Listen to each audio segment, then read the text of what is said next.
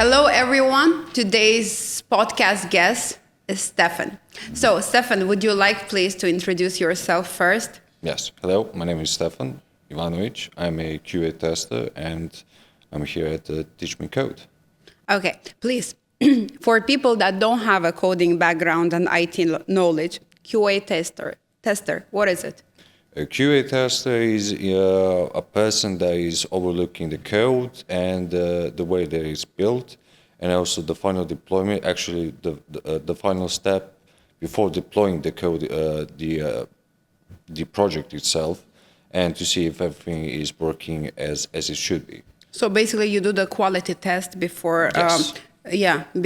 before releasing the project. Yes, correct. Okay, that's very interesting. So in this case, you need to have a very good coding background in order to proofread and double check the work of other programmers, correct? Yes, indeed. Now, tell me, how long of an experience it takes? Well, currently I'm working, this is my third year. Yeah. Third year? Yeah. Actually, I'm almost at the end of my third year, starting my fourth year. In the development, and I have a blast. It's a great time. Tell me, please, how old were you when you started? I did start in my university when I was 19, and that's when I started my basic knowledge of it. I did have the interest ever since I was a kid. I remember there was a scene. In those movies and series, like there's a hacker. There's a matrix line running all the time. Yeah, the symbols. Yes, what does the numbers mean? I always have the interest in that. It did look really fun, but I started really getting the interest in it when I started my college, my university, and ever since then, I'm dedicated. So you got your inspiration as a kid from the movies initially. Like most people, So basically, you got your inspiration to become a programmer in the future as a kid from the movie, right? Yes. Do you remember the movie? I think it was probably the Matrix. Matrix? Yeah. Do you like the Matrix? I love it. Seriously? I love it. Yeah, Very nice. When I saw it, and there's that one scene when like Neo finally awakens his powers, and he sees the old Matrix world with like numbers and everything. I was like, I wonder if the director of a Matrix had the initial thought that it will be like changing lives in the future, Definitely it does have a huge influence. It's like one of the biggest movies ever. Did you follow the traditional education? Did you do university? Yes and no. Okay. When I started, it wasn't my first thought as being a programmer. Yes. I thought I was gonna be something about economy, because I did it in high school. I did economy as well, and I remember when I started my university. People recommended it to me because they say, yes, hey, this is gonna be the next thing. It's gonna take all over the world, which it does currently. Anything you do on the internet, it's all backed up by programmers, and I'm glad I took that decision. Yes.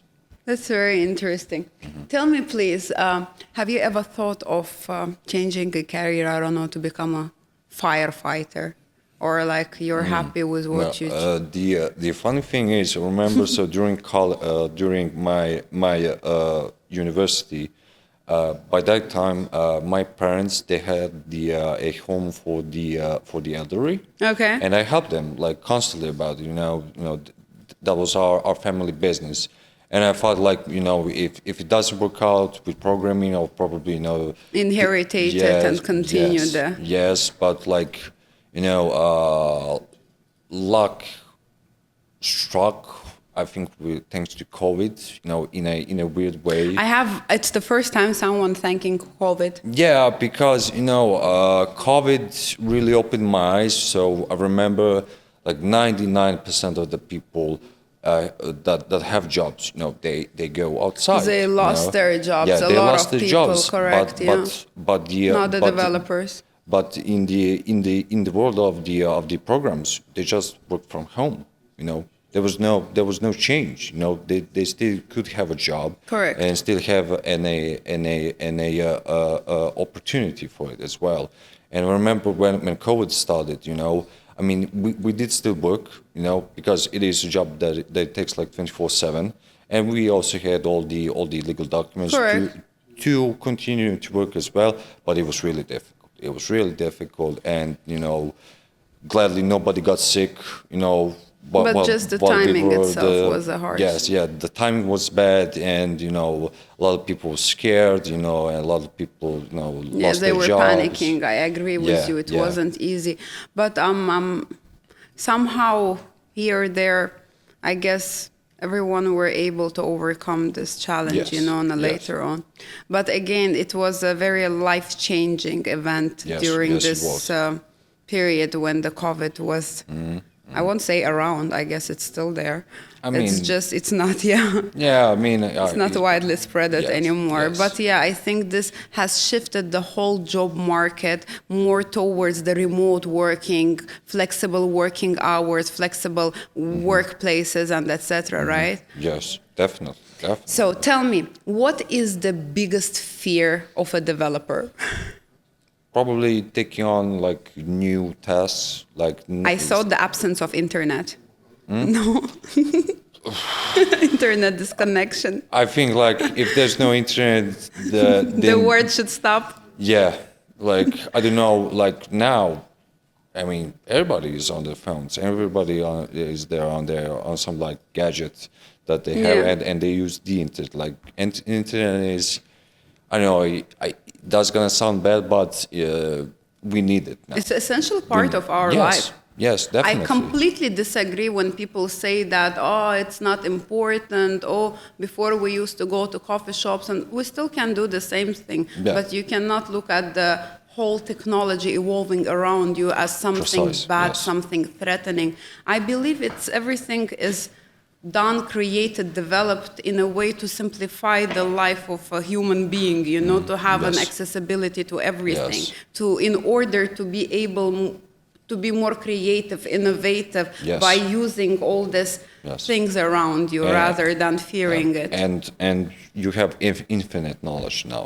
You just have to take out your phone and I agree. You know, I low-key envy the kids nowadays. I won't say that. I will say that because of the access of information that they have available 24/7. Because I remember as a kid, which is again, I'm not like, you know, I won't say I'm very old, but I remember the part of my childhood when a lot of things were not available. When the first time we had, let's say, this Pentium 1 in my Yes, house, the yes. first time when we had a mobile phone. And then I look at the kids now. I mean, it took me years to, let's say, not to advance, but to get myself comfortable with using the technology in my day-to-day life. While now I have a kid growing up, 8 years old, that is doing very complex things on iPad, on MacBook, and I have never taught her any of them. no, that's I have like I have like a younger cousins. Yeah, Younger yeah. cousins, 3-4 years old. Yes. They're using a tablet. These kids are with so no smart. effort. Yes. My father, who's Yes. I mean, he's older. He's 60 years old. Uh-huh. Till this day, he does not know how to turn on a PC, a computer. Doesn't know it. It's a big problem for that generation because I won't say that they're not willing to adapt to the changes. It's stubbornness. But I think it's stubbornness. the change came. I mean, come on, it's a complete change, complete transformation for them, and maybe it's hard for them to adapt, like to switch their minds, you know, towards this. So pretty much like old school. Yeah, old school people. They want. Plus, they it don't takes want effort, to change. you know, to learn new Yes, things. yes, That's one yes. of the. Tell me, do you feel threatened by the kids nowadays that are growing to be like? I feel like they will overcome us in terms of everything. From the business part of it, yes, Right? they are a threat, you know, and because they are evolving in a in a scary pace, It's really The speed of them absorbing the information and implementing it at the spot. Yes, especially when you're young. Yes. When you start it, it's really easy. They just soak it up like a sponge. I the knowledge of it. completely like both hands on that. Moreover, I will tell you one thing, because they're not scared. Yes. At all. Yes. At all. And in fact, they accept their failures in such a positive way. And I just adore that about them. And I wish that our generation had the same abilities. Who knows where it would have been right now, Tell me, what's at the end? How do you see the end? What is your end goal? Where are you aiming to? Where you want to reach? What is the limit? What is the limit for you? How do you think the current skills that you have in hand that is helping you to, to grow further, how can they help you to reach your final goal? Every person has a goal, whether you want a very nice house by the beach, or let's say you want to travel around the world, or maybe you want to have, everyone has a different dreams, but majority of our dreams have a strong financial baseline, correct? Yes, so therefore that is we're correct, all involving ourselves. That's the comfort side correct. of it. Yes. So what is the final goal for you? I don't like thinking about it that much. There's that old term.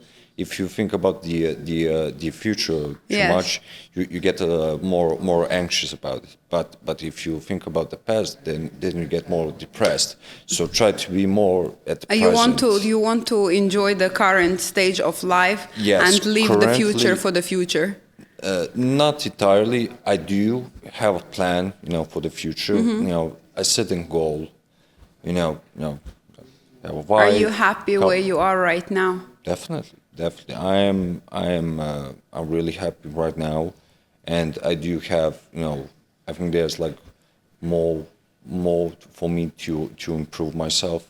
I really do want to get better every single day, and I love here at the TeachMeCode. Everybody wants to improve each other and each other as well, and I think I think the main goal, when it's all, all done. The main goal is to reach there.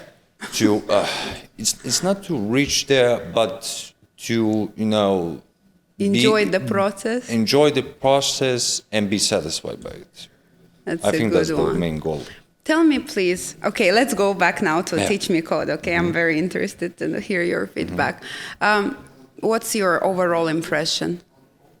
I'm really impressed here. The way that they have displayed themselves, and the way that they motivate people to learn, and the sky's the limit for them. I mean, this is fantastic. The way that they are doing this. Do you think TeachMeCode is actually capable of raising talents?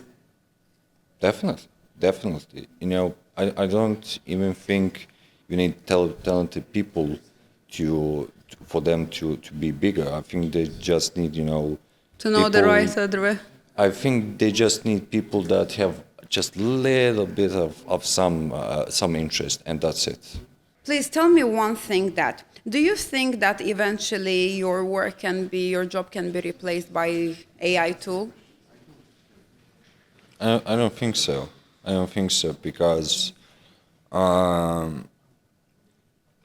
Because it is something that has to be done on a daily basis, and as well, from my perspective, maybe yes, but also, if you change me, then you have to change everybody in the firm. Then everything has to be AI.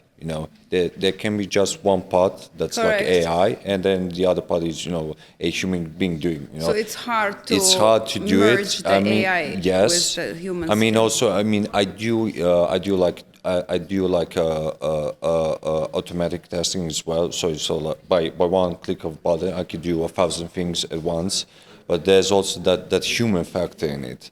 I think it's kind of strange to like describe it, but there are some things that I can find out that I don't think by using AI I could ever, Maybe the AI is missing intuition, yes, gut feeling. yes. I think, because there are sometimes, The soul, the gut feeling, yes. yeah, there's that feeling inside, when you look at something and just like, There is something is wrong. there's something wrong in it, and you can see it right now, and you can like check like 1,000 things at once. Yes.